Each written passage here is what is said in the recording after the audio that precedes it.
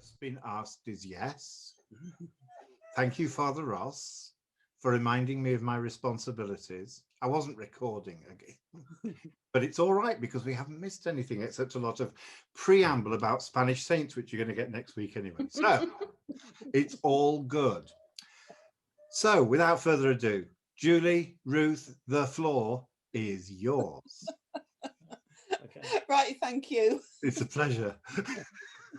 It's all spontaneous here.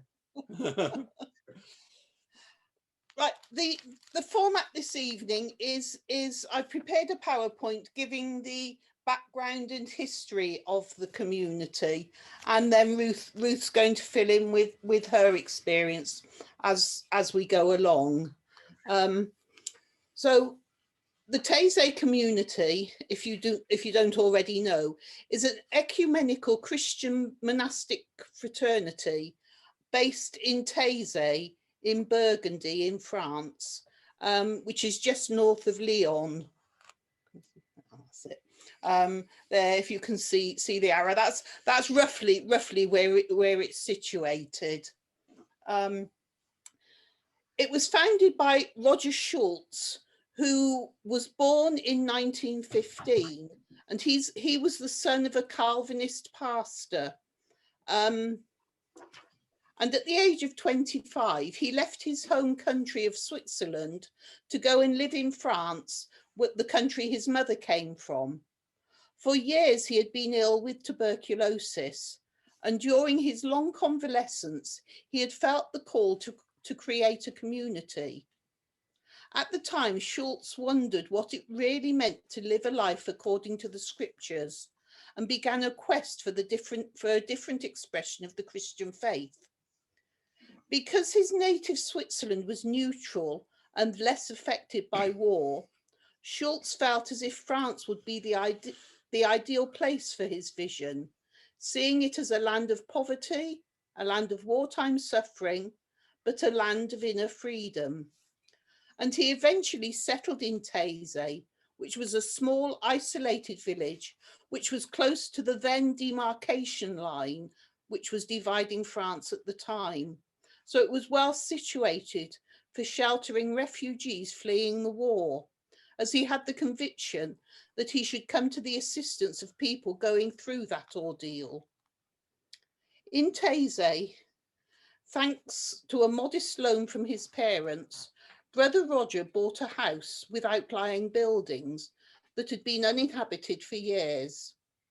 He asked one of his sisters, Genevieve, to come and help him offer hospitality. And friends from Lyon started giving the address of Taizé to people in need of a place of safety. Among the refugees they sheltered were many Jews. There was no running water, so for drinking water they had to go to the village. Food was simple, mainly soups made from corn flour bought cheaply from the nearby mill. Out of discretion towards those he was sheltering, Brother Roger prayed alone.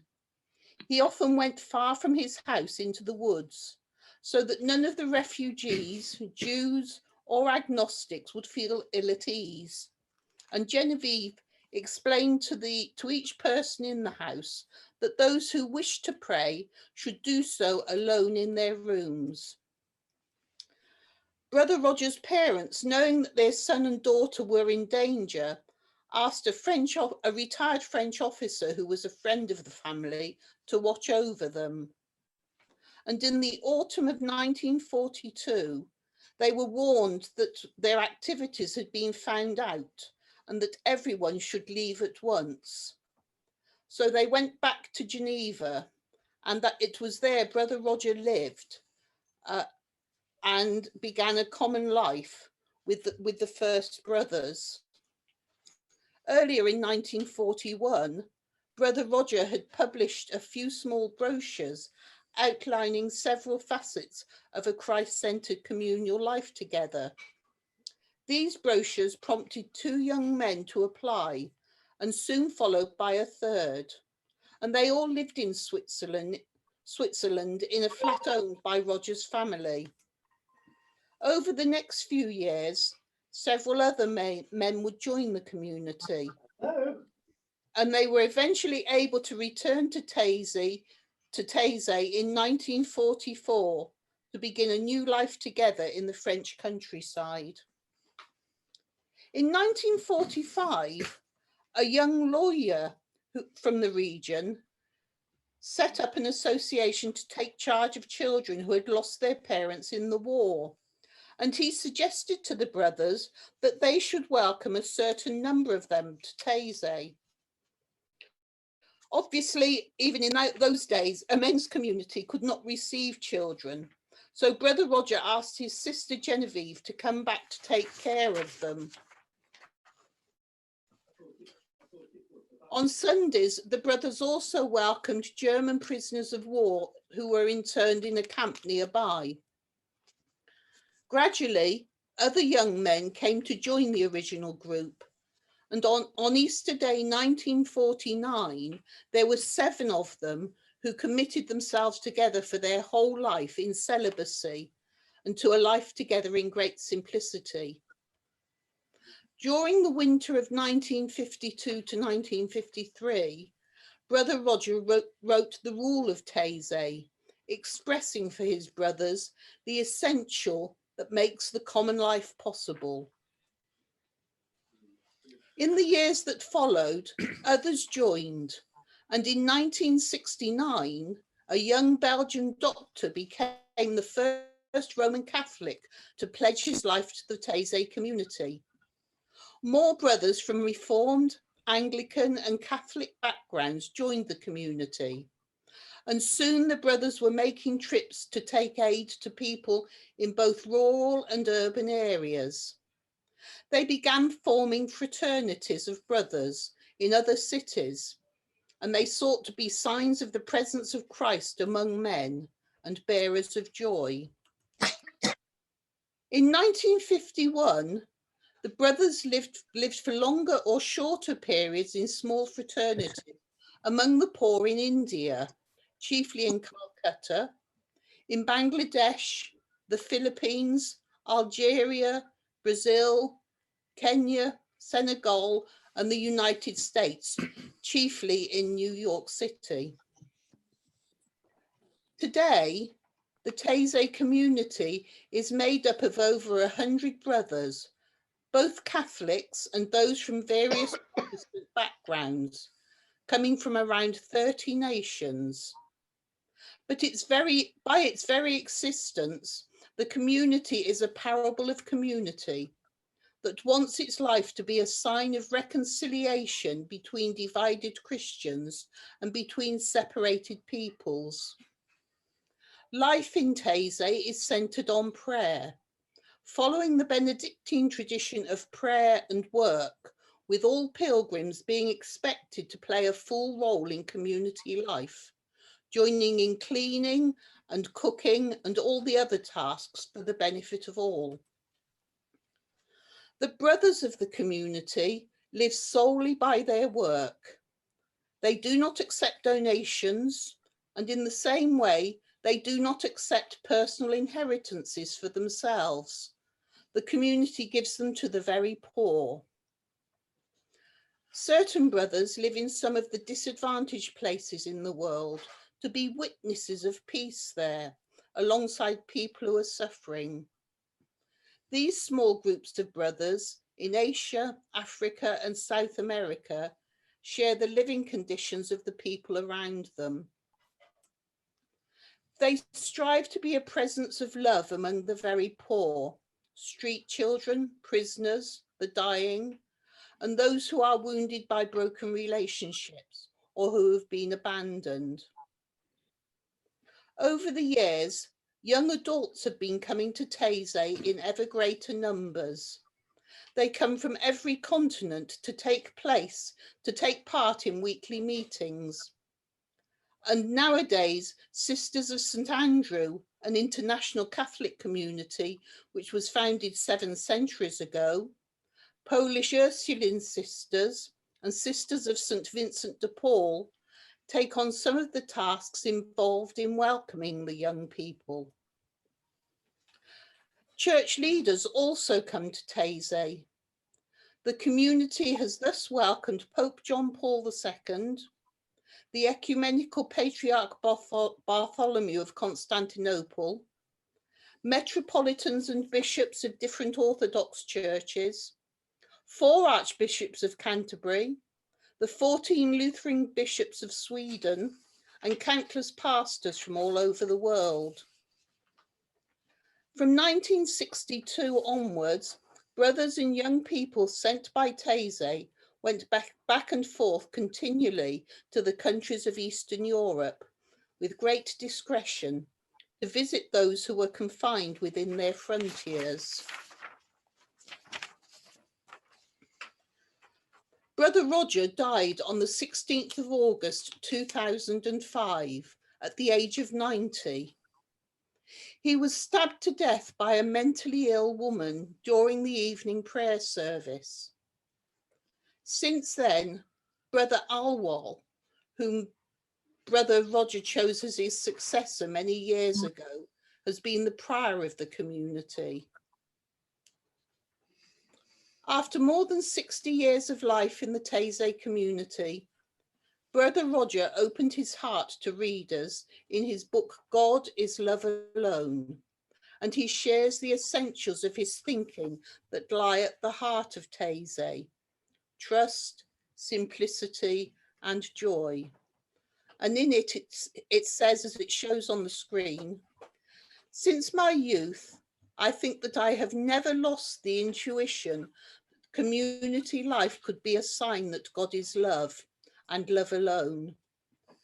Gradually, the conviction took shape in me that it was essential to create a community with men determined to give their whole life and who would always try to understand one another and be reconciled.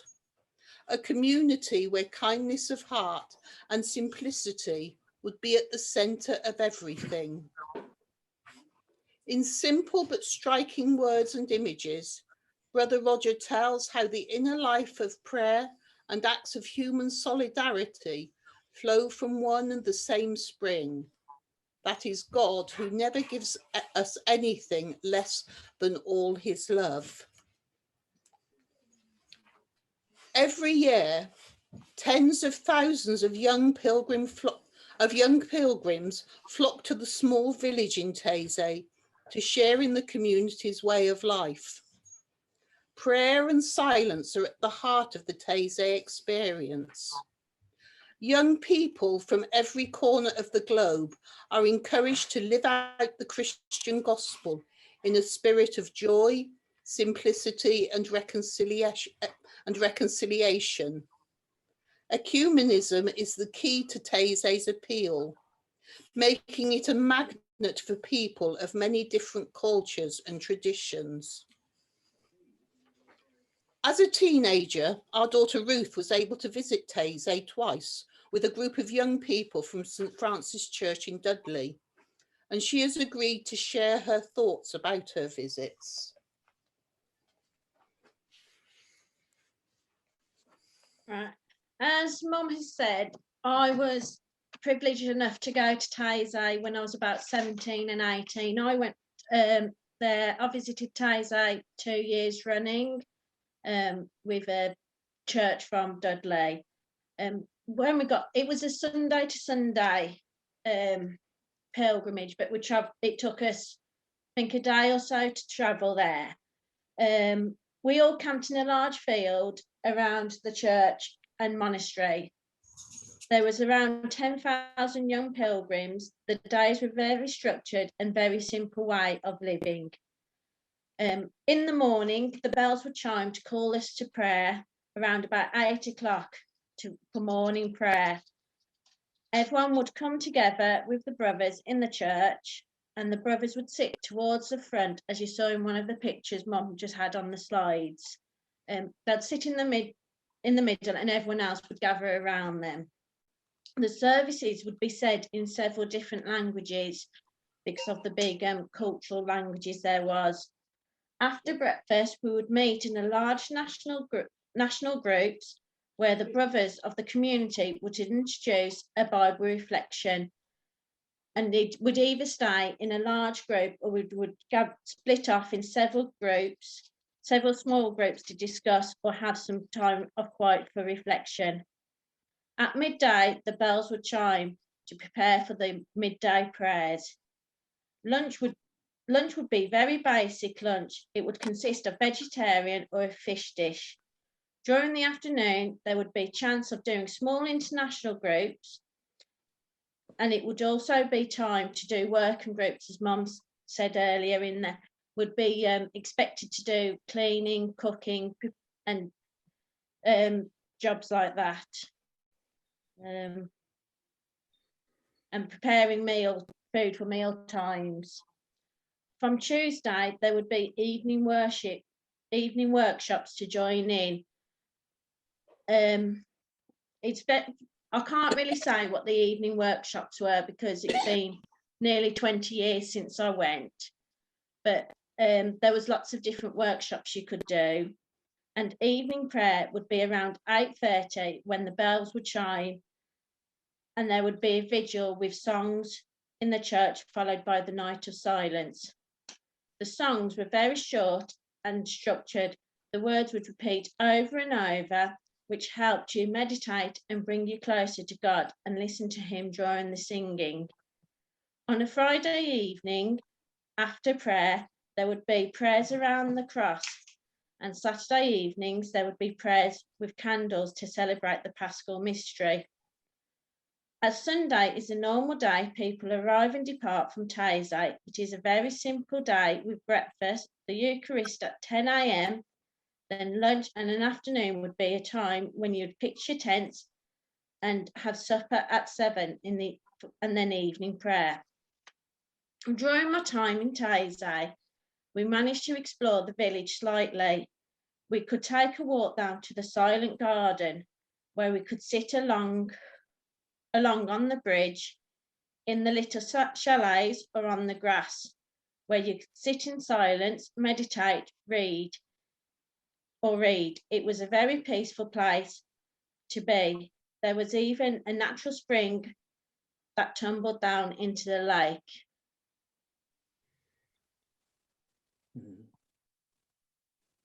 Beautiful. Right, I don't know whether anyone's got any comments or questions they want to raise at the moment, because I'll go on to talk a little bit more about the singing, and then we'll spend a short time in meditation using some of the Taizé ideas before we end. Can I ask Ruth a question? Yeah. Ruth, I've known about the Taizé community for a number of years. I just wonder if you could sort of sum up, what is the appeal for young people? There must be something going on here for so many to congregate around this community. And I wondered if you could kind of put it into words. I mean, is it just an age thing? Is it for people who are sort of on the cusp of adulthood? I mean, you were 17, 18 when you went. What was the particular, what I don't know, what attracted you to Taizé, and what was the experience of others who were there with you? I don't know really. It was a discussion that me and Mum had, I think it was, and Mum knew like people from the church in Dudley, and she mentioned to me about the pilgrimage to Taizé. So I thought I'd just like go along and see, because but I never went to the Walsingham Youth Pilgrimage, so I can't say what the difference is between the two, but the experience there, it's hard to describe really. You feel more refreshed and refined when you come back. It's just, I could say it's like magical there. I don't know, it's hard to put in words. You just feel so close to God and the way things are structured, even though it's a very simple way of living. there's something special about it, but it's hard to describe really. But it's nice because you've got all that different cultures, so you get to know people from different areas and different backgrounds, and yeah, it's hard to describe really. It's interesting that you mentioned Walsingham, because both Walsingham and Taizé and also Iona fall into a sort of category of places that some spiritual writers have described as thin places, places where the distance between earth and heaven seems very short and very narrow, and where God seems to be particularly accessible to the human longings, the human strivings. Was that part of what you found at Taizé? Yeah, I would say so. It's hard to describe and stuff really, because it's like nearly 20 years ago. Sure. But no, yeah, I'd agree with you there. It is very, because it's just what you've got. It's just the way all the brothers come together, and you get that communication with them day in, day out. You've got the like Bible reflection time and everything, and you can also like have silent prayers with them as well. So you could arrange to have like prayers with them and things. If I put a little bit of context on into our sort of family life, then it was at a time when Robin and I were members of the Third Order of the Society of St. Francis. Okay. And I think it was that simplicity, and when we used to go to Third Order meetings, the children obviously came too and played in the background while we did our bit. But I think that was how the links were formed, and why it just sort of seemed the right thing to do of Ruth at the age she was. It just sort of fitted in with our way of life. Okay, thanks. I think Jill has got something to say. I've always got something to say, haven't I, Julie? My experience of going to Lourdes several times is along the similar lines. At the time, I can't say I was as dedicated to my Christian life as maybe I should have been, but I went along to Lourdes on the Jumbulance as the nurse in charge of the VIPs, the sick people that were on the Jumbulance going, and that brought me to a very different place in my spiritual life and the direction that I took thereafter. And I agree with Father Damien. There is something, whether you believe it or not, there is something there that makes you take a deep breath and think, wow, this is very real. And, you know, I've often spoken about it, because what does it do to you? How does it change you? And what do you do to change the community within which you live thereafter? And that is what I got out of going to Lourdes, and you must have got the same. Going to Taizé, to want to come back and deliver something that God has given you to your community. And I guess that's where my life comes from, for doing anything and everything charitable out there to help people that are less privileged than we are. I'll shut up, sorry.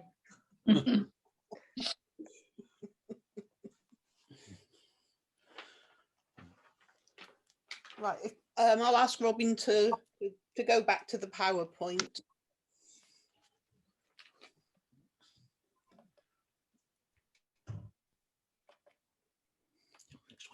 Yeah.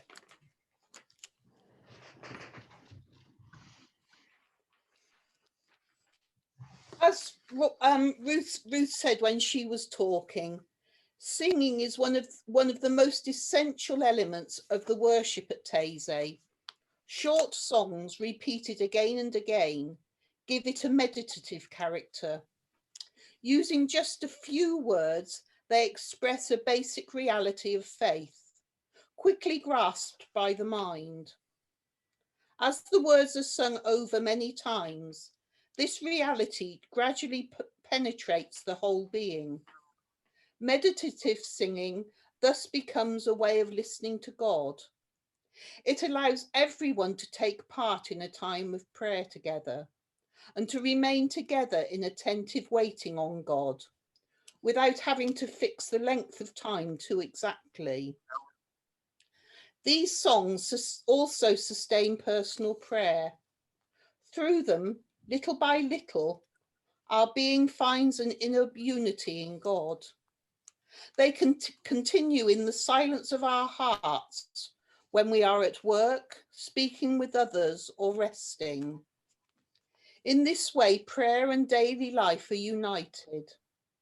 They allow us to keep on praying, even when we are unaware of it, in the silence of our hearts.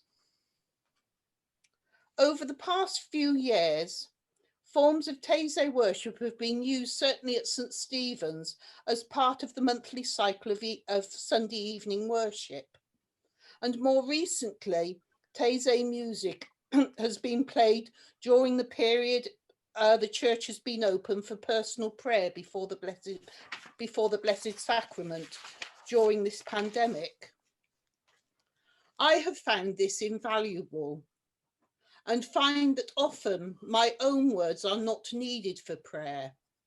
The music can take me to the Lord in prayer at a deeper level. The rest of the session will be a short time of meditation using Taizé chants and reflections from the community. I've asked Alan and Rosemary to assist with this. May I suggest that if you wish to join in with the chants, you mute your microphones if you haven't already done so, as communal singing certainly does not work via Zoom. So, yes.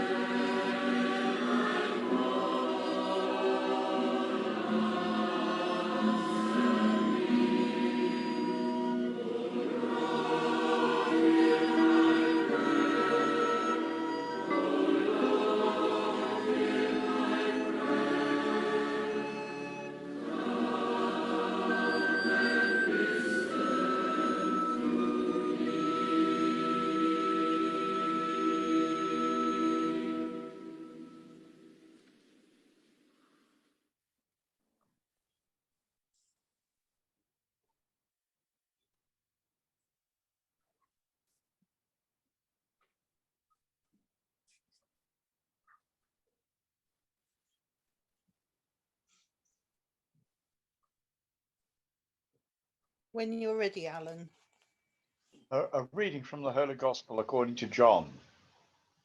Simon Peter said to them, I am going fishing. They said to him, we will go with you.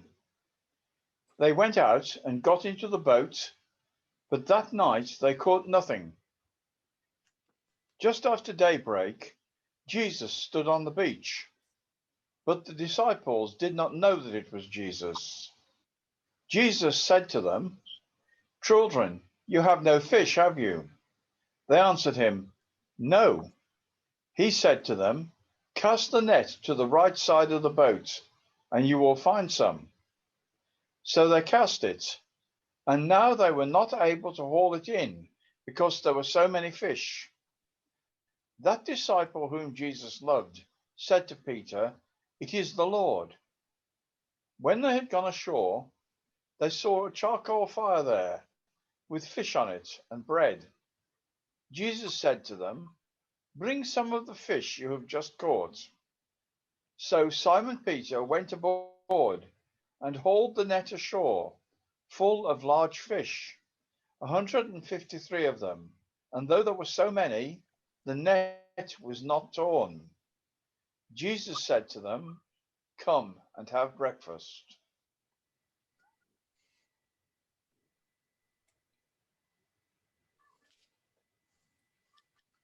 Poor Peter. He's been through a terrible time. His leader was arrested, tortured, crucified, and dare he believe it, resurrected. It's just too much to take in, so he's going fishing. Fishing is what he used to do before his life and his hopes got turned upside down. But on this night, even fishing was frustrating. There was nothing in the nets. And who was that wise guy on the shore telling him how to fish anyway? But okay, humour him. Go ahead and throw the nets on the other side.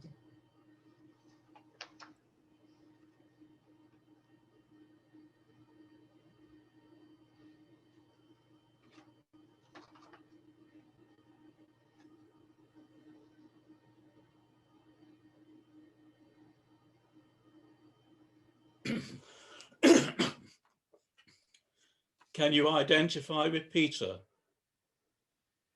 Have you ever experienced such feelings? Wow, what's this? It's crazy, just like everything else in his life.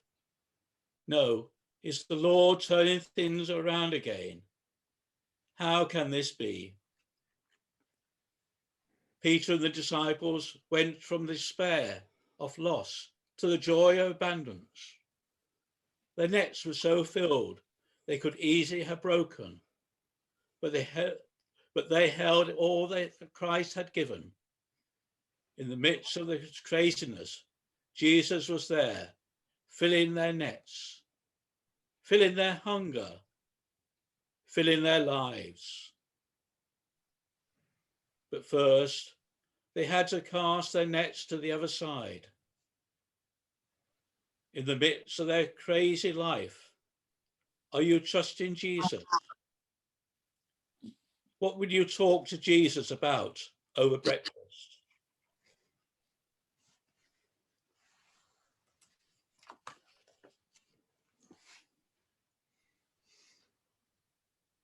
Let us pray. Jesus, come and fill our hearts. We hunger for the bread of life that you offer. Help us to see you, trust you, and receive all that you offer. Amen.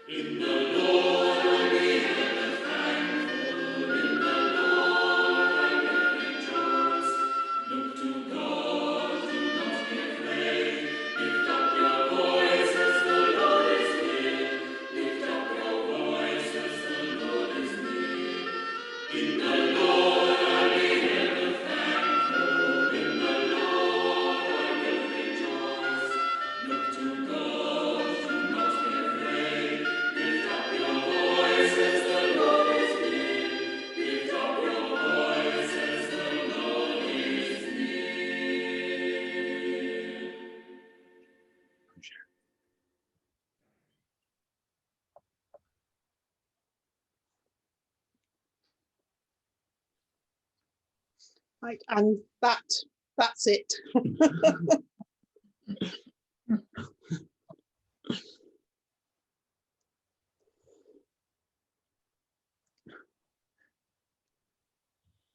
Paul, I think you need to unmute yourself. Unmuted. The question is, when can we go? I noticed with some misgiving that it's near the foodie capital of the world, Lyon. I bet you went there. But seriously, Taizé, I can see that I could well get an experience similar to that, which I greatly enjoyed with Father Tony at Walsingham, which to me was a very special experience. So, and also I suppose Iona would be wonderful too. So whether it ever happens, I don't know.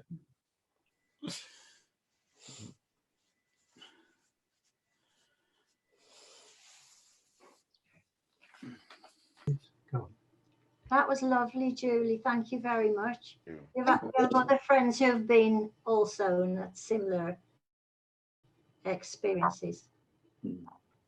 Really magical place. I find that even if you haven't experienced the place, the chants are incredibly powerful. I find them very, very helpful to my prayer life, because I'm not particularly good at using words during my prayer, and so that, you know, it works for me is all I can say.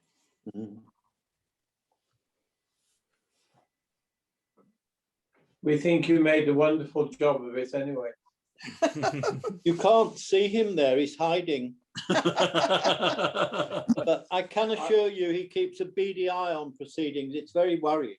I very much enjoyed what you've done tonight. Thank you. Yes, it has been. I mean, of the thin places we mentioned, I think Taizé is the one I know the least. I certainly know Iona, Walsingham, Lourdes, the other ones that we've mentioned tonight, but perhaps you know, this is something I need to experience. My only fear is I might be a bit old.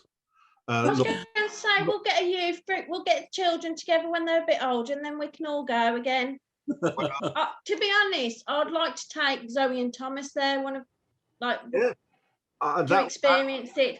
And they do, you can do family ones, but I just haven't looked into it because I think they need to be a little bit older, really. Well, I think my children are now too old so that's where I'm at. I was going to say, I think it's up to 30, but I think you can do some up to 35, which unfortunately eliminates all of you. Still way above that scale, I'm afraid. I mean, if Walsingham do a youth pilgrimage, do you think that Taizé could do a mature pilgrimage? It's the thought, isn't it? You know, something a little less strenuous for the more, you know, sort of like Jesus for the fuller figure.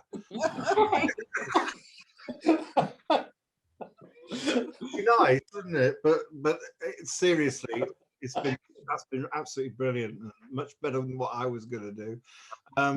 So a huge thank you, Julie and Ruth. It's always very compelling to hear someone speaking from their own personal experience of something. It's not just sort of a report. It's, you know, this is what it felt like to me, and you know, who knows what seeds that sows in people's minds and hearts. Pilgrimage is a really important thing in the Christian life, and I sometimes think that because it takes a bit of organizing and a bit of getting together, we maybe don't lay as much emphasis on it as we perhaps should. But there are pilgrimage sites. I mean, heavens above, Lichfield Cathedral is a pilgrimage site, and the Shrine of St. Chad, and many others, of course, in our own country. But how exciting to go further afield as well. I mean, Jill mentioned Lourdes. It's a particularly favourite place of mine as well. But who knows? I may find myself driving through a French village and stopping to see what all the fuss is about. If they'll let me in, if I'm still within the age range, I don't know. But thank you very much, Julie and Ruth, for that. I think next week we will move across the Pyrenees slightly, just to keep Ruth interested, really, because I'm trying to know who this Spanish saint is that we're all I'm going on about. So watch this space. Bring your passports. Bring your passports. Yes, absolutely, and hope they let you come home again. You absolutely never know. Brilliant. Thank you so much. And we will convene again next week, as I say, slightly further south, weather even better. And we'll see what there is to explore in our Spanish saint. In the meantime, take care and lots of love to everybody. And, have a good week. Go to the barber, go to the pub, go to the hairdresser. Not that you have to, because you all look absolutely wonderful, whereas I look increasingly like Mildred. So take care. Enjoy the little freedom we now have and the weather, and hope it doesn't snow again. Please. All right. Take care. See you all soon. Bye. Bye. Bye. Bye.